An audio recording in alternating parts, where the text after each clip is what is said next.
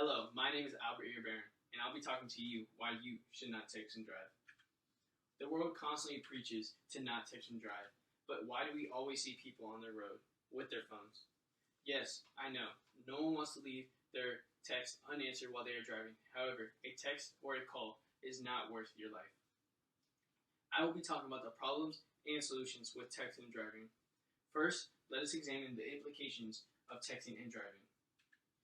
The main reasons why you should not text and drive are not only because it's dangerous, but also because it is against the law.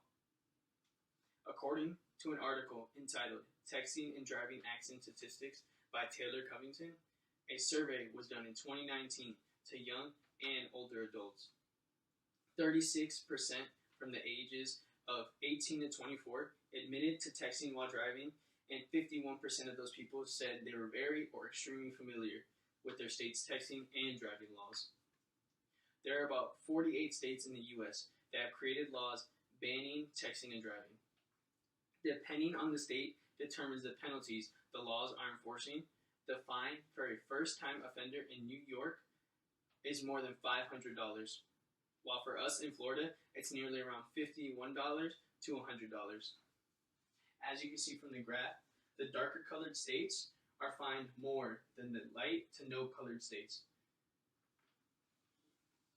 People still do not abide by the laws, even though they are meant to protect them from the casualties that texting while driving brings into their lives.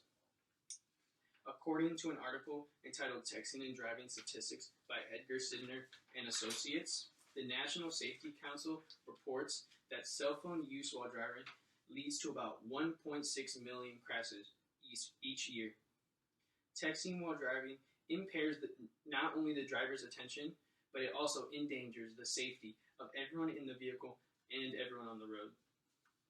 According to an article called Distracted Driving by the Insurance Institute for Highway Safety, said, based on the National Police reported data on fatal crashes in the United States during 2018, 2,841 people died in vehicle crashes in which distraction was deemed a contributing factor. This is about 8% of all those crashes. In that split second that one checks their phones can be the end of their own life or someone else's life. Next, I will talk about the keys so you don't ever get distracted on the road again. There is cell phone blocking technology, which is available for smartphones and or wireless devices, which is usually an app.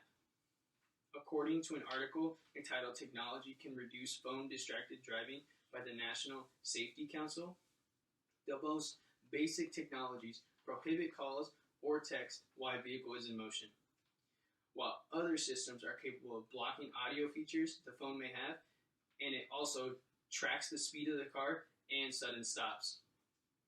Well, yes, I understand many people do not want to leave their calls or texts unanswered. Other apps have the ability to send texts or other notifications that let the person who texted or called you know that you cannot answer the phone at the moment because you are driving. Yes, you might be wondering, what if someone's in an emergency?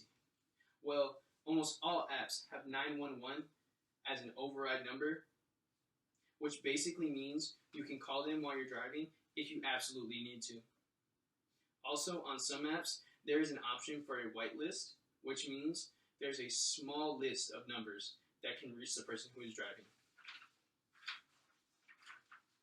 According to an article entitled Possible Solutions to Texting and Driving by Distracted Driver Accidents, putting on just Do Not Disturb may not be enough to suppress the urge you may have to check your phone.